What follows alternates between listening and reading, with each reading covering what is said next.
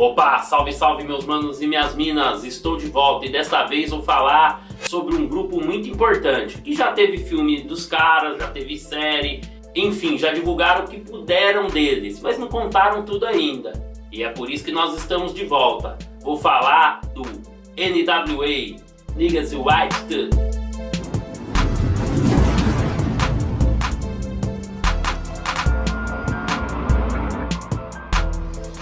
Antes de nós começarmos a falar efetivamente do NWA, já sabem, né? Vão lá, se inscrevam no canal, ative o sininho, deixa seu like, continue aí compartilhando, deixando suas opiniões, suas críticas, para que a gente possa fazer um programa melhor aí para todos e todas vocês. Sobre o que não foi contado ainda do NWA, tem várias coisas. Entre elas, uma que eu gostaria de começar a destacar é sobre o primeiro, melhor dizendo, é o NWA in the Posse, que tem uma função ali na capa do disco e tal, e tem um personagem que durante o filme do NWA não é muito abordado, mas ele está na capa do Sturgill and Compton, pelo menos nas primeiras tiragens, que é o Arabian Prince. Esse é um cara que, junto com o DJ Ella, fazia algumas produções ali, além de escrever. Ele também era um profícuo escritor de rap, entendeu? E ele não foi muito abordado no filme e não dão ênfase a ele. Ele tem um disco gravado pela gravadora Ruffles do NWA. Foi uma promessa que o Eazy-E fez pra ele, que se ele não seguisse com o NWA no palco, ele ganharia depois uma carreira solo. Ele gravou esse disco, vendeu na época várias cópias, mas não teve prosseguimento. E não deu em nada também no sentido dele acompanhar o NWA, que a gente sabe que se transformou ali em 5 caras somente. O MC Ren, o Ice Cube, o Eazy-E, o Dr. Dre e o DJ Ella. Mas o Arabian Prince, que na primeira tiragem do Sturgill and Compton tá na capa, infelizmente não prosseguiu com a sua carreira. Uma coisa que eu gostaria de falar para vocês é que alguns integrantes do NWA transitam entre o sagrado e o profano. O MC Ren, The Villain Black, ou Vilão de Preto como é conhecido, ele, ora, é um muçulmano, ele se apresenta como um muçulmano, como no seu primeiro disco solo, Shock of the Herd, e também em alguns momentos do EP Kiss My Black Ass, e tem hora que ele se apresenta como um loucão, como um doidão, como por exemplo na coletânea do filme pornô que o Iella fez. O Iella também transita sobre esse sagrado e profano, porque hoje o Iella se apresenta como um pastor evangélico, mas num passado não muito recente ele era produtor de filme pornô. Além da gente já saber que nas turnês do NWA os dois botavam pra quebrar. Uma coisa que chama a atenção, que vocês não devem saber, é que o MC Ren ele tomou um tiro na perna durante uma turnê do NWA. Muito louco isso, não foi relatado, mas ele tomou um tiro na perna. E uma outra parada, ele foi acusado de estupro, mas ele se defendeu dessa acusação, porque foi justo na época em que o NWA foi perseguido pelo FBI. O MC Ren falou que isso foi uma invenção, que o sexo que ele teve com essa garota que o tinha acusado de estupro foi com consentimento. A garota, após um show do NWA, acompanhou ele até um ônibus e o que aconteceu? Ela saiu falando que foi estupro, mas nada ficou comprovado, porque os advogados dele alegaram isso, que tudo não passou de uma farsa, de uma montagem para desqualificar o grupo perante a opinião pública, pois o FBI já estavam perseguindo ele por conta da música Fuck the Police. Vou falar mais uma paradinha aqui sobre o DJ Ella. O DJ Ella é o seguinte, hoje ele é pastor evangélico, mas ele tem um disco em homenagem, um disco póstumo em homenagem ao Eazy-E. Esse disco é muito louco, tem a participação do Dresta, do BG Knockout, e eu espero que vocês procurem aí nas redes e ouçam esse disco. É um disco ótimo. Pra quem gosta de gangsta rap, o original mesmo ali da década de 90, é um disco maravilhoso. Só que depois ele sai numa época do movimento e ele volta com uma produtora de filme pornô. E ele tem até uma coletânea com o título de Bangin' LA. Bangin' LA, que deu o título a essa coletânea e essa série de filmes no qual ele grava com umas garotas de Watts, Soul Central e Compton. E nessa trilha sonora dessa coletânea aí, enquanto o filme erótico passa, vai rolando vários sons. Entre as músicas que rolam nesse filme estão a do próprio Lil Eazy, que é filho do Eazy-E, fazendo colagem inclusive com a NWA, o MC Ren, como eu disse pra vocês, o próprio DJ e ela, fazendo ali umas interlocuções e tal, o The Game e o Snoop. Então procurem essa coletânea, Bang LA, o MC também tá vários artistas ali de Compton, é bacana. A sonoridade do barato é muito louca, é bem de funk, bem gangsta, vocês vão gostar. Talvez o que pouca gente saiba também é que o dinheiro para se fazer os primeiros discos do NWA, antes deles assinarem com a gravadora Priority, vieram do disco das meninas do DJ Fad. DJ Fad, que era a produção do Yella, do Dr. Dre também, do Arabian Prince. Essas garotas estouraram, elas venderam horrores do disco assim, e não era uma batida gangsta, não tem nada a ver, muito pelo contrário, era um maiamão mesmo, tipo o pancadão que hoje toca nas quebradas e tal, e elas estouraram com a música Supersonic. Essa música aí, se vocês procurarem, depois você coloca em George Supersonic. Supersonic, só o refrãozinho. Pode deixar. Supersonic.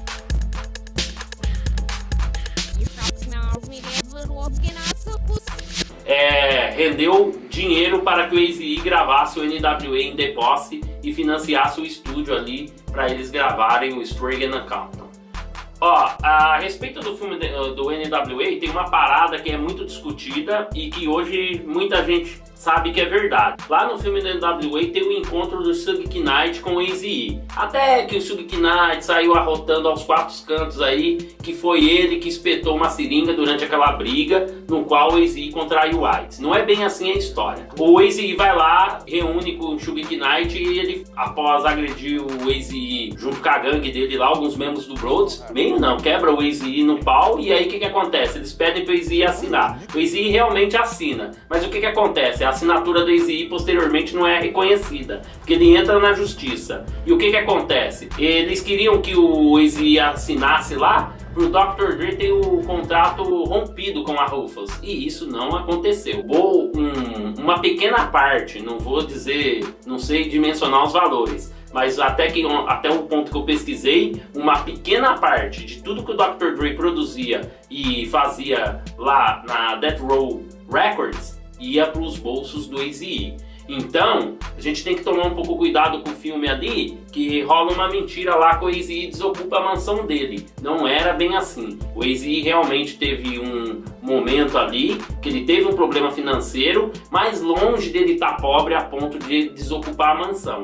Esse lance de desocupar a mansão, que mostra no filme, rolou até uma tensão entre a Tomika Wright, que é a ex-esposa do Eazy-E, que também assina a produção do filme, certo? Do NWA, o BG e o Dresta cobraram ela sobre isso. Isso não aconteceu. O Eazy-E, mesmo sendo considerado um artista decadente, por exemplo, pela revista Vibe e a XXL na época, o Eazy-E tinha vendido do It's On Killa Dr. Dre, que é aquele que ele tá na capa com uma 12 do lado e tal, vendeu 1 milhão de cópias, gente. O que é 1 milhão de cópias nos Estados Unidos? É muito dinheiro. Então não rolou. Isso daí é uma parada que o filme colocou ali, que inclusive depois eu pesquisei, rolou divergências.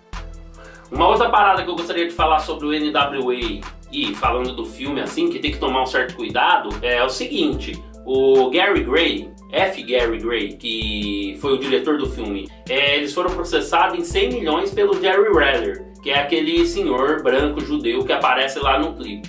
Por que eles foram processados? Porque segundo consta, e isso daí quem falou sobre esse episódio, eu pesquisei depois, foi nada mais nada menos que os caras do Above the Law, o Cold 187. Cold 187 falou que realmente havia particularidades que apareciam no filme que estavam no livro do Jerry Reller, porque ele foi junto com o Eazy-E o dono da Rufus e lançou inúmeros grupos, assim como o Above the Law, The GOC, entre outros, e eles venderam horrores, o próprio Bonnie Thugs and Harmony. E o que acontece? Ele escreveu um livro sobre isso, e ele acusa esse pessoal, o Dr. Dre, Cube, Tomika e o diretor, de terem tirado partes do livro dele e não dar crédito, assim da maneira como ele foi retratado no filme, como um ladrão. E ele diz que não é nada daquilo, ou pelo menos dizia, porque ele veio a falecer de infarto. Segundo consta, o seu advogado disse que ia continuar o processo porque a causa da morte do Jerry Reller foi o desgosto que ele passou no filme. Inclusive ele não foi nem chamado para o dia do lançamento, devido a essas mágoas aí do Dr. Dre, do Cube, com ele na época do NWA. Então aí é uma uma história que a gente tem que ver os desdobramentos. Segundo consta, o processo não foi arquivado. Um outro lance que eu gostaria de falar para vocês é o seguinte: o Dr. Dre ele ia fazer uma série recentemente aí, ia passar no HBO, foi cogitado que a Apple ia financiar essa série. Ela se passava ali durante o período da NWA e envolvia sexo explícito, armas e drogas. O que aconteceu? Ele cancelou a série. Por que ele cancelou? Devido a uma entrevista da Michelle Lee. A Michelle Lee, para quem não sabe, era outra artista da Rufus, que era a produção do Dr. Dre, inclusive foi noiva dele, que posteriormente se envolveu com o Suge Knight, o chefão Blood, lá da série Unsolved, que era o dono da Death Row Records. O Suge Knight foi apaixonado por ela também, inclusive tem filhos com ela e tal, mas enfim, o Dr. Dre cancelou essa série devido às acusações dela de agressão. O Dr. Dre, toda vez que é perguntado sobre isso, ele não nega. Ele diz que é um dos momentos mais vergonhosos da sua carreira. E toda vez que ele faz uma entrevista, ele está sempre com um copo de Hennessy do lado, e perguntado sobre isso, ele fala, corta, dá um gole no Hennessy, respira fundo e volta a responder sobre isso. E o Dr. Dre também foi acusado de agredir outras mulheres. Vale a conferir. Uma delas eu tenho certeza que é a garota do Ocaton 357. Essa garota, na época ela era uma jornalista, e assim que o Ice Cube sai do NWA, ela vai entrevistar o Ice Cube. Posteriormente ela vai até a mansão do Eazy e faz uma entrevista com o NWA. E eles já tinham assistido a entrevista com o Ice Cube. Eles não gostaram das respostas que o Ice Cube deu. Acham que a garota deu mais vazão pro Ice Cube do que para eles. E eles foram grosseiros com ela no dia lá da recepção, na goma do Eazy e tal. Posteriormente teve uma festa em que essa garota, que inclusive cantava rap, que pertencia a esse grupo, estava, e o Dr. Dre chapadão foi lá e deu um murro na cara dela. E ela até, curiosamente, fala numa entrevista que chamou a polícia, ou a police, por Mr. Fuck Police, ou Mr. Fuck Police, como vocês preferirem. E para finalizar esse episódio sobre polêmicas do Niggas White Dudes e seus ex-membros, que dá pra fazer 3, 4 episódios sobre isso, mas hoje só vou trazer algumas coisas, vou relatar também um episódio do filme que nunca aconteceu.